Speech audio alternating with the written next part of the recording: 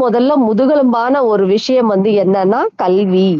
அந்த கல்வி யார் கையில போகுது அப்படின்னு சொல்றத நம்ம உண்மையிலேயே கவலைப்படுறவங்க இந்த தமிழ்நாட்டுடைய வளர்ச்சியோ கல்வியிலேயோ அத பத்தி வருத்தப்படுறவங்க கவலைப்படுறவங்க தான் அதை பத்தி யோசிப்போம். 2வது மதம். மதம்னா என்ன? ஏடிஎம்கே ஆட்சிக்கு வந்தா வந்து இந்த அறநிலைத்துறை இருக்காதுன்னு சொல்லிதான் அவங்க வந்து கேம்பெயினே பண்ணாங்க. அதே மாதிரிதான் இப்போ வந்து இவங்க கையில போயிருமோன்னு நினைச்சோம். ஆனா அது இன்னும் இனிமேதான் மினிஸ்டர்ஸ் போடும்போது தெரியும். ஆனா அதுவும் உண்மையிலேயே கவலைப்பட வேண்டிய துறைதான். விளையாட்டுத்துறை விடுங்கங்க. இந்த 5 வருஷம் போச்சுன்னா அடுத்த 5 வருஷம் நம்மால் வந்து அதை மேல கொண்டு வந்துருவாரு. அது வேற விஷயம். இந்த 10 வருஷமா நான் வந்து விளையாட்டுத்துறை அமைச்சர் யாருன்னே தெரியாம இருந்தோம். ஆனா அதுக்கப்புறம் தான் வந்து இப்ப நம்ம டெபுட்டி சிஎம் வந்திருந்தவரு, முன்னாள் டெபுட்டி சிஎம் இருந்தவர் தான் இந்த 5 வருஷத்துல கொண்டு வந்து செலுத்தியிருக்காரு. இதை விடுங்க. இது பிரச்சனை இல்ல. நம்ம பிள்ளைங்க படிச்சாதான் வந்து மேலேயே போக முடியும். அதனால சொல்றேன், அந்த 2மே வந்து நம்ம கவலைப்பட வேண்டிய துறைதான். பேசுங்க கிஷோர். இப்ப பேசு கிஷோர். இல்ல கதிர் பேசிட்டு இருந்தாங்க. கதிர் பேசிட்டு பேசுங்க. சார் ஆக்சுவலி வந்து என்னென்ன துறைன்னு சொன்னீங்க? திருப்பி சொன்னீங்கன்னா கொஞ்சம் நல்லா இருக்கும். உண்மையிலே கேட்கும்போது மனசு பதறுது. சொல்றேன். சொல்றீங்களா? முதலமைச்சர் வந்து விஜய், அப்புறம் செங்கோட்டையன் வந்து செங்கோட்டையன் பொதுப்பணித்துறை. இல்ல கிளியரா சொல்லிடலாம். இது வந்து டென்டேட்டிவ் லிஸ்ட் தாங்க.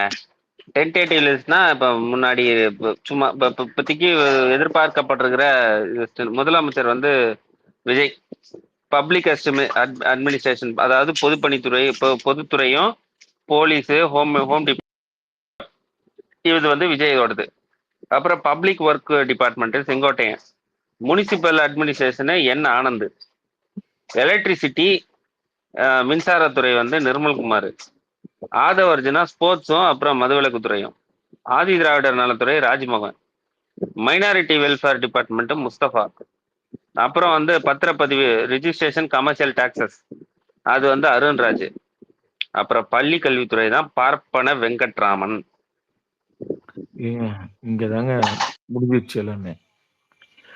எனக்கு என்ன சொல்றதுன்னு தெரியல. இழுத்து வந்து தேர உடைச்சிட்டாங்க. இது உடைக்கப்படும். அதாவது அந்த பார்ப்பன வெங்கட்ராமன் தான் சொல்லியிருந்தேன். நான் ஒண்ணே ஒண்ணு சொல்லிடுறேன். சொல்லுங்க. எனக்கு 2 துறை மேல வந்து பயங்கரமான கோவம். ஒண்ணு விளையாட்டுத்துறை.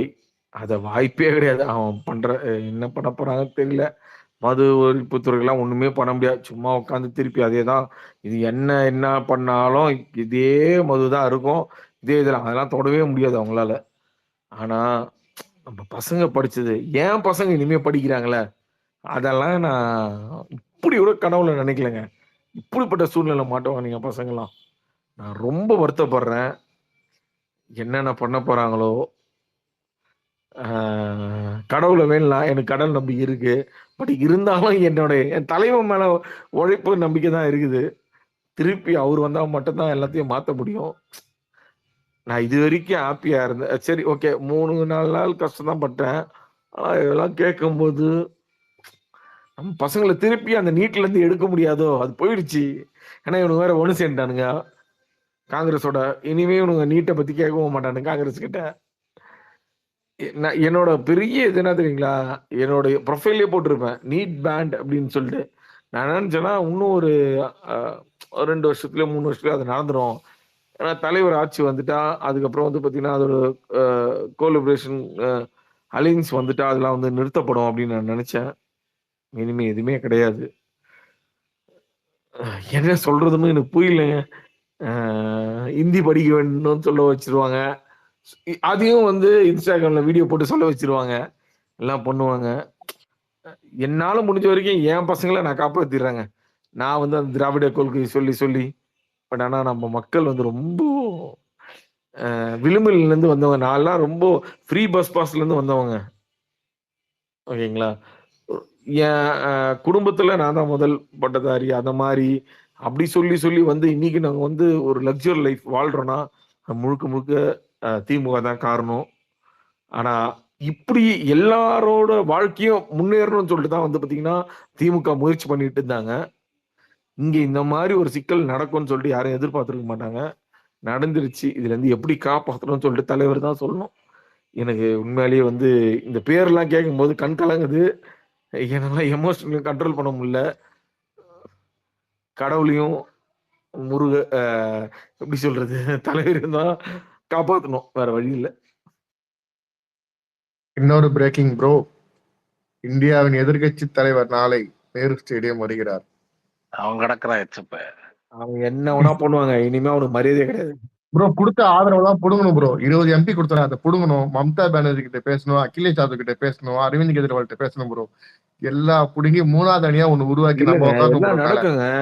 நம்ம ரொம்ப ஃபாஸ்டா நினைக்கிறோம், அப்படி நடக்காத அரசியல். எப்படின்னா எல்லாரும் ஒரு இல்ல, இல்ல. பாயிண்ட்ல இருப்பாங்க. ஐயோ, இப்ப யாரும் உடனே பண்ண சொல்ல, நம்ம ஆமா, ஒரு சொல்றோம் நடக்கும். இப்படி பண்ணணும், வேற ஒண்ணு இல்ல. ஏங்க நீங்க யோசிச்சு பாருங்க, நம்மளுக்கே இவ்வளவு கோவம் வருதுன்னா அப்போ எல்லா ஸ்பாட்ல இருக்கிறவங்களும் அவங்களுக்கு எவ்வளவு கோவம் இருக்கும். கண்டிப்பா bro. ஓகேங்களா? அவங்க பண்ணுவாங்க, அதுக்கான டைம் டியூரேஷன் எல்லாம் எடுப்பாங்க. அரசியல் சில விஷயத்துல நம்ம உடனே எடுத்து முடிவு பண்ணிட்டோம்னு வச்சுங்களேன், அது வந்து பெரிய நம்மளுக்கே வந்து பேக் ஃபயர் ஆயிடும். அதுக்கான பெரிய இது என்னன்னா, நம்ம தலைவர் ஏன் வந்து ஒரு முடிவை வந்து எதுக்கு பொறுமையா ரெகுலேட் பண்றாருன்னா, அவர் எல்லாத்தையும் அனலைஸ் பண்ணுவாரு. நான் 3 நாள் வரைக்கும் அழுதுருந்தேன். சரி, நேத்துல சிரிச்சிருந்தேன். இன்னைக்கு வந்து எனக்கு இந்த பேரெல்லாம் பார்க்கும்போது கண் கலங்குதுன்னா, என்னடா இப்படிப்பட்ட ஒரு சமுதாயத்துல இனிமே ஒரு 5 வருஷம் வாழ போறோமா நம்மலாம்? எனக்கு தெரிஞ்சு இந்த ஆட்சி 5 வருஷமா இருக்கமா இருக்காலாம் தெரியல. என்னோட கணிப்பு 1 வருஷத்துக்கு மேல தாங்காது. எப்படி கெஜ்ரிவால் வந்து சொன்ன மாதிரி அது நடக்கும். பட் ஆனா இதெல்லாம் பார்க்கும்போது நம்ம இவ்வளவுதான் இல்ல, இந்த மாதிரி ஒரு சமுதாயத்தெல்லாம் வாழ வேண்டியது. நம்ம எவ்வளவு உழைச்சி நம்ம முன்னோர்கள் வந்து அந்த தேரை இழுத்து ரத்தத்தை சிந்தி வேர்வையை சிந்தி இழுத்துட்டு வந்து நம்ம ஒரு கூட்டத்துக்கு போனா, இப்போ எங்க தாத்தா எங்க இதுல இருந்து இவங்கெல்லாம் வந்து உழைக்கும் போது இதெல்லாம் நம்ம எல்லாம் பாத்துக்கிறோம். எவ்வளோ மாநாட்டுல போய் பார்க்கும்போது அப்படியே திமுக எல்லாம் பாத்தீங்கன்னா எதுக்கு திமுகப்பா, என் பையன் திமுக தான்ப்பா படிச்சான் அப்படின்னுவாங்க. அது கேட்கும் போது அவ்வளவு சந்தோஷமா இருக்கும். அப்பா நான் இன்னைக்கு கெத்தா நடக்கிறேன்னா திமுக தான் அப்படின்னுவாங்க. அதெல்லாம் போய் ஒரு நடிகர் பின்னாடி போய் நாட்டை வந்து சரி, ஓகே, தேங்க்ஸ். என்ன கிஷோர் இருக்கீங்களா? தூங்கிட்டீங்களா? இருக்குன்னு இல்ல, இவன் தான். நான் ஒரே பாயிண்ட் சொல்லிடுறேன். இல்ல, இந்த பள்ளி கல்வித்துறை அமைச்சர் வந்து தான் சொல்லியிருக்கான், என்னது anti பிராமணிசம் is the outdated ideology அப்படிங்கிற மாதிரி ஒருத்தர் சொன்னான். பாப்பா என்ன நடக்குது. சரி சரி. இப்போ மப்சல் பஸ் 1 to 1 எல்லாமே ஃப்ரீ அம்மாப்பா. அதெல்லாம் ஃபர்ஸ்ட் கையெழுத்து எதாவது பண்றோம் நம்ம தகவல். எதுனே புரியல என்னன்னு. தமிழ்நாடு ஃபுல்லா பிரயாணம் செய்து கொள்ள இலவசம் பஸ் பிரயாணம். ஆமாண்ணே, ஆமா. அது முதல் கையெழுத்து அப்படி தெரியுது தகவல். போட்டுட்டாரா? செங்கோட்டையன் குரூப்ஸ் கோபிச்செட்டிப்பாளையம். ஆமா, ஒரு கார்டு ஓடிட்டு இருக்குது. எந்த அளவுக்கு உண்மைன்னு நாளைக்கு தெரிஞ்சிடும். அதுவும் 200 யூனிட் மின்சாரமும் கையெழுத்தா போடுறாங்க ப்ரோ. ஓ சரி சரி, அது தெரியல. ஆனா இது வேணா ஓடிட்டு இருக்குது, இங்கேயே ஓடிட்டு தான் இருக்குது. அது ஏதோ லீக் ஆதவ அர்ஜுனாவுடைய குரூப் செங்கோட்டையன் குரூப்ஸ் ஏதோ பண்ணிருப்பாங்கன்னு தெரியுது. நியூஸ் கார்டு போட்டிருக்காங்களா? நியூஸ் ஏதாவது நியூஸ் கார்டே நம்ப முடியாது. அவனுக்கு கட்சி அபிஷியல் அவனுக்கு போட்டிருக்கானுங்க. அவனுக்கு கட்சி ஃப்ரீ பஸ்ல ஒரு இஷ்யூ வைக்க வாய்ப்பு இருக்கு ப்ரோ. இல்ல அதான் அது நாளைக்கு ஃபர்ஸ்ட் சைன் இது இம்ப்ளிமெண்ட் சைன் பண்ண போறாரு மேனிஃபெஸ்டோல. அதுதான் எல்லா பஸ்ஸும் ஃப்ரீயா விட வாய்ப்பு இல்ல, அதுல ஏதாவது சொல்லுவாங்க கண்டிப்பா. புரியல, திரும்ப சொல்லுங்க. எல்லா பஸ்ஸும் ஃப்ரீயா விட வாய்ப்பு இல்ல bro. SCTC AC bus avoid பண்ண வாய்ப்பு இருக்கு சார். ஆக்சுவலா எல்லா பஸ்லாம் பண்ணவே அவன் வந்திருக்கிறதே கெடுக்கதாங்க வந்திருக்கிறான். இதுல என்னங்க கணக்குன்னு பாட்டு என்ன தலைவர்? இல்ல சார், இப்போ எல்லா பஸ்லாம் ஃப்ரீயா விட வாய்ப்பே கிடையாது. அதெல்லாம் சும்மா. அது கரெக்ட் தான், அது கரெக்ட் தான். அதை புரிஞ்சுக்கிறதுக்கே என்ன மக்களுக்கு தெரிஞ்சிருந்தா அப்புறம் ஓட்டு நமக்கு போட்டுருப்பாங்க தலைவர். எனக்கு வந்து இந்த மக்கள் வந்து எனக்கு ஒண்ணும் புரியலங்க. இந்த மோகம் வந்து தலைவர் சொல்றதுதான் கரெக்ட். 6 மாசம் இவன் பண்றான் தெரியுமா? ஒன்னும் செய்யும் போது அவன் முகத்தரை கிழியணும், அப்புறம் தான் நம்ம வரணும். ஏன்னா லிட்ரலா வந்து இழுத்துட்டு வந்த தேரை வந்து பின்னாடி தள்ளிட்டானுங்க. ஆல்மோஸ்ட் ஒரு கூட்டம் வந்து நாங்கெல்லாம் செஞ்சு கேட்டு எங்களுக்கு எல்லாம் தெரியும் அப்படின்னு சொன்னானுங்களே, அவனுக்கு வந்து பாத்தீங்கன்னா இன்னும் 2 வருஷத்துல ஜிடிபியோட கோரத்தை கீழே தள்ளுவானுங்க. ஹிந்தி ஒரு நிமிஷம் ஒரு நிமிஷம் தோழர், நீங்க பேசுறது கரெக்ட். ஆனா இந்த ஜிடிபியோட growth கீழே இருக்கும்போது, அண்ணா நீங்க அதெல்லாம் ஒன்னும் பிரச்சனை இல்லைண்ணா, நாங்க பாத்துக்கிறோம்ண்ணா, நீங்க சாப்பிடுங்கண்ணா, நீங்க நிம்மதியா தூங்குங்கண்ணா அப்படின்னு சொல்லத்தான் ஆட்கள் இருப்பாங்களே தவிர, ஐயோயோ இது ஒன்னாலதான் ஆச்சு, டிஎம்கே அரசாங்கம் எப்படி வச்சுட்டு போச்சு தெரியுமா அப்படின்னு சொல்றதுக்கெல்லாம் ஆள் இருக்க மாட்டாங்க அவங்க ஆட்களை பொறுத்த வரைக்கும். அதனால இங்க நம்ம கவலைப்படுறதோ அவன் முகத்திர கிளியும் நினைக்கிறது கிளியும், ஆனா அது நம்ம மக்கள்கிட்ட தான் கிளியுமே தவிர, போய் 41 பேரை கொன்னு போட்டுட்டு அவன் ஓடி வந்துட்டு இருக்கா.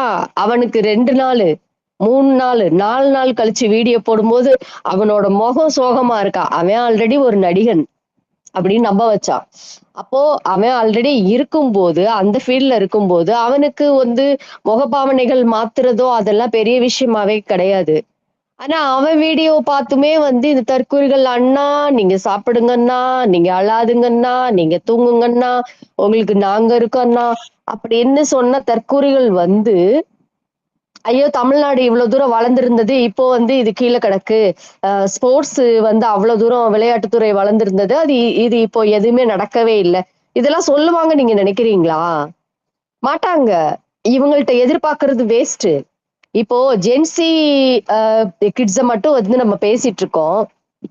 ஒவ்வொரு வீடியோ கிழவிங்களும் போடத்தானே செய்யறாங்க, 60 வயதுக்கு மேல உள்ளவங்களும் போடத்தானே செய்யறாங்க. அவங்க பேசுற பேச்ச நீங்க கேட்டுட்டு தானே இருக்கீங்க. அப்ப அவங்க எந்த ஜெனரேஷன்ல வருவாங்க, அவங்க எப்படி ஆதரவு கொடுக்குறாங்க? சோ இதுல இவங்கள மட்டும் குறை இல்ல. என் பொண்ணும் வந்து 2K கிட்ஸ் தான். அந்த பொண்ணு என்ன சொல்லுச்சு, எப்படி அது உறுதியா இருக்குது அதோட கொள்கையில, அது 4 பேருக்கு புத்தி சொல்லுது. எனக்கு தெரிஞ்சு 26 வயசு பொண்ணு, 24 வயசு பொண்ணு, எத்தனை பொண்ணுங்க உங்களுக்கு காட்டுறோம்? பொதுவா ஒரு தலைமுறையா அப்படி நம்ம சொல்ல முடியாதுங்க. எல்லாரும் இப்போ நான் அப்ப பேசுனதுல இருந்து இப்ப கண்டினியூ பண்ணி பேசலாம்னு நினைக்கிறேன். இன்ஸ்டாகிராம் இருக்கு, இந்த மாதிரி நிறைய ஆப்சஸ் இருக்கு. அதை பேன் பண்ணணும்னு ஒரு நாள் பேசினாங்க, முடியாது. அதை பேன் பண்ணி என்ன பண்ண போறோம்? அது வழியா வந்து ஒரு சாத்தான் உள்ள வந்திருக்குன்னா அதை விரட்டுறதுக்கு என்ன பண்ணணுமோ அதுதான் நம்ம பண்ணணும் அது வழியா. சோ நீ எந்த ஆயுதம் எடுக்கிறியோ அந்த ஆயுதம் தான் நானும் எடுக்கணும். அதுதான் சரியான தீர்வா இருக்குமே ஒழிய, இத வந்துட்டு அவங்க இது இப்படி பண்ணாங்க இந்த இன்ஸ்டாகிராம்னாலதான் அல்லது இந்த மொபைல்னாலதான் அப்படின்னு இல்ல. நம்ம எங்க கோட்டை விட்டோன்றத இப்போ வந்து டிஎம்கே ஐடி விங்ஸ் ஆகட்டும், இல்ல கழகத்துல உள்ளவங்களாகட்டும் என்ன நினைச்சிட்டாங்க தெரியுமா தோழர்? நீங்க ஒரு கேள்வி கேட்டீங்க, உங்களுடைய ஆதங்கம் எனக்கு திருன்னு நினைக்கிறேன். உங்களை ஆதங்கம் திருவா இல்ல திருவுக்கு அடுத்து பேசினவங்க, உங்க ஆதங்கம் பேந்தர் பதில் சொல்லிட்டு இருந்தாருல, அவங்களுக்கு சொல்றேன், உங்க ஆதங்கம் எனக்கு புரியுது. ஒரு தொண்டனா, ஒரு உண்மையான தொண்டனா நீங்க கேட்கிற கேள்வி எல்லாருடைய மனசுலயும் இருந்தது. நாங்க அதெல்லாம் கேட்டு முடிச்சிட்டோம். நீங்க இப்பதான் புதுசா வந்து கேக்குறீங்க. எங்க மனசு தேறி இருக்கிறதுனாலதான் உங்களுக்கு நாங்க பதில் சொல்ற இடத்துல நாங்க இருக்கிறோம். அப்போ உங்களுடைய கோபங்கள், உங்க வருத்தங்கள், கைவிட்டு போச்சு என்ற ஆற்றாமைகள் எல்லாமே புரியுது. ஆனா பேந்தர் சொல்ற மாதிரி இந்த அரசாங்கம் பொதுவாவே திமுகவை பொறுத்த வரைக்கும் ஒரு தவறு நடந்துருச்சு அப்படின்னா அதுல இருந்து பாடம் கத்துக்கிட்டு இனி எப்படி மேல வரும் அப்படின்னு தான் பார்ப்போம். இப்போ வந்து ஐடி விங்கிட்ட இல்லாத ஒரு மாற்றம் என்ன அப்படின்னா, எவனாவது ஒரு நியூஸ் கார்டு வந்து ஏதாவது பொய்யா ஒரு செய்தி பரப்பிட்டு இருக்கான் அப்படின்னு சொன்னா அதை கண்டுக்காம போயிருவாங்க. நம்ம தான் போட்டு அடிச்சிட்டு இருப்போம் இது பொய்ன்னு சொல்லிட்டு, இங்க உட்கார்ந்து நம்ம களமாடிட்டு இருப்போம். ஆனா இப்போ டிஎம்கே ஐடி விங் என்ன சொல்லுது, நீ பொய் பிரச்சாரத்தை விடுறியா இல்ல உன் மேல நான் வந்து மான நஷ்ட வழக்கு போடவான்னு கேக்குறாங்க. சோ இப்பதான் இதுதான் வந்து இப்படிதான் நம்ம விட்டோன்றத யாரும் பேசுனீங்களா?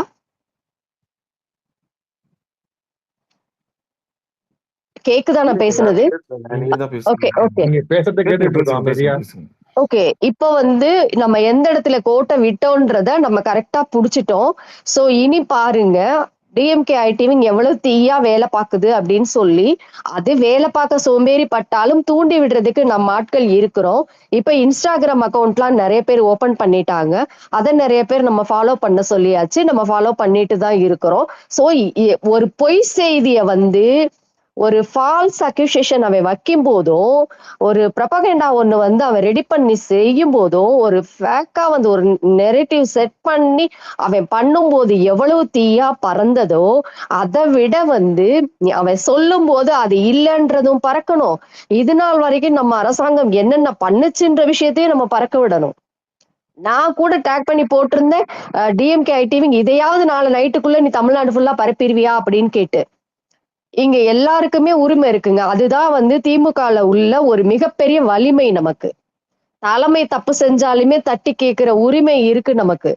நான் கேட்பேன், நான் கொடியை பிடிச்சிட்டு போறேன், நான் கேட்பேன் அப்படின்னு சொல்ற ஒரு அடிமட்ட தொண்டனுக்குமே அந்த உரிமை இருக்கு. சோ நீங்க யோசிச்ச விஷயம், நீங்க பேசின விஷயம், உங்களுடைய ஆற்றாமை எல்லாமே சரி.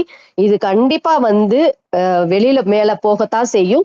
இது யாருக்கு அதுக்குமே போகாமல்லாம் இருக்காது. யாராவது ஒருத்தர் கண்டிப்பா கொண்டு போய் நம்ம சேர்க்கிற இடத்துல இருக்கோம், சேர்ப்போம்.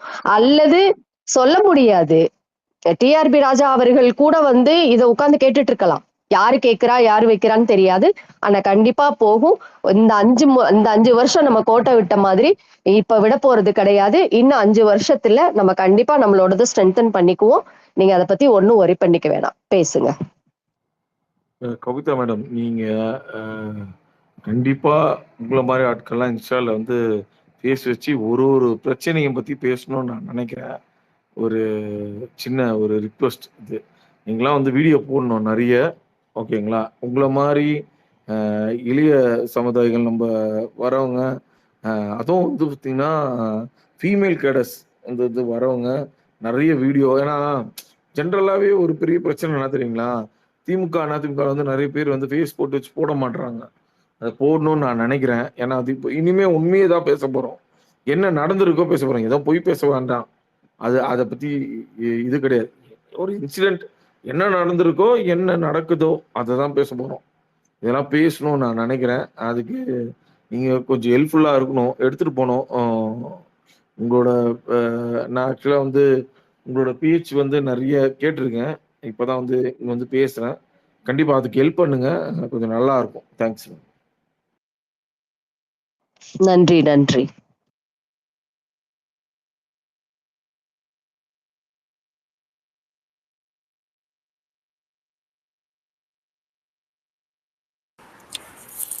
நான் பேசுறது கேக்குதா? கேக்குது, பேசுங்க. ஓகே, நம்ம ஒரு நிமிஷம் நான் பேசி முடிச்சுக்கிறேன். இல்லை, இப்போ திருமாவளவன் அவர்களோட இன்டர்வியூ வந்து பார்த்தேன். நிபந்தனையற்ற ஆதரவு, இப்போதைக்கு நம்ம கூட்டணியில் செயல்பட்டு ஆட்சி அமைக்க ஆதரவு அப்படிங்கிறது தான் வந்து அவரோட ஸ்டேட்மெண்ட்டாக இருந்தது. ஸோ எனக்கு வந்து எந்த இடத்துல எனக்கு இடிக்குது அப்படின்னா, ஒரு கண்டிஷன் ஏதாவது போட்டிருக்கலாம். லைக் நம்ம மக்கள் விரோத திட்டங்கள் வரக்கூடாது, பாஜக கொண்டு வர திட்டங்களை வந்து டிஸ்கஸ் பண்ணி நான் இது பண்ணணும்,